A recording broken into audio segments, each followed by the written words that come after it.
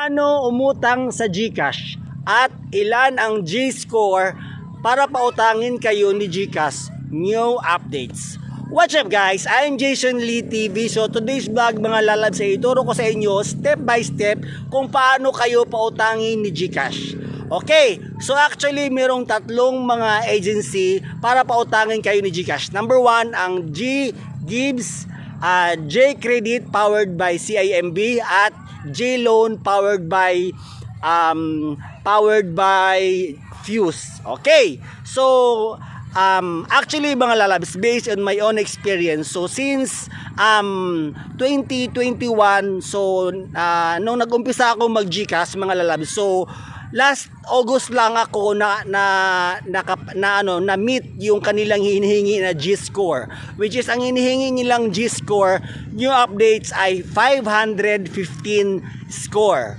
So kapag na-reach mo na yung 515 G-score, yun na, eligible ka ng pautangin ni GCash. Okay, number 1, sige, umpisahan muna natin mga lalabs kung magkano ang ipapautang ni J-Loan. Okay, sa unang pautang ni J-Loan mga lalabs ay papautangin nila kayo up to 2,000 pesos sa unang pautang ni J-Loan.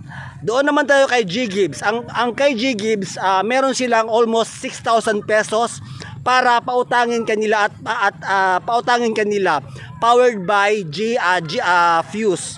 At sa G-Gives naman, J-Credit naman mga lalabs, meron silang tinatawag na powered by CIMB yun. Okay, so sa unang J-Credit mo, na kapag nakapasa ka sa kanilang G-score, papautangan kanila up to 1,000 pesos.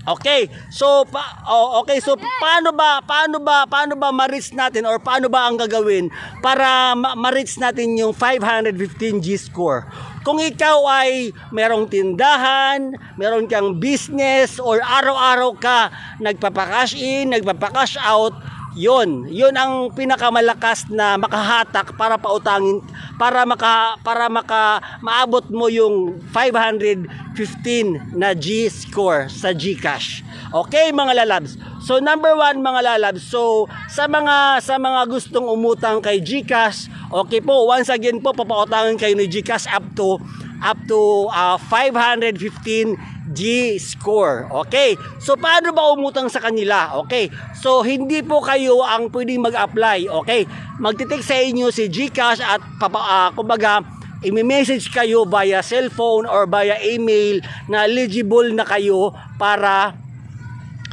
pautangin kayo, na pwede na kayong umutang sa GCash. Okay mga lalabs, so number 1 mga lalabs, actually napakadali lang at napakaganda kapag ikaw ay pinapautang ni GCash.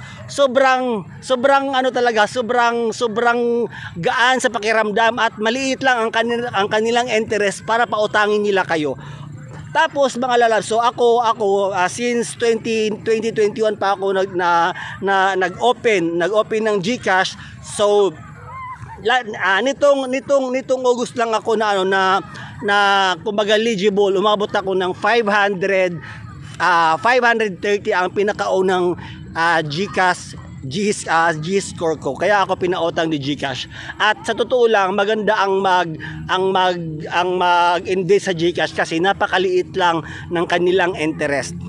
So yon mga lalabs, question, paano nga ba natin malalaman o paano natin makita ang G-score? Okay, punta lang kayo mga lalabs sa GCash, then click niyo yung profile.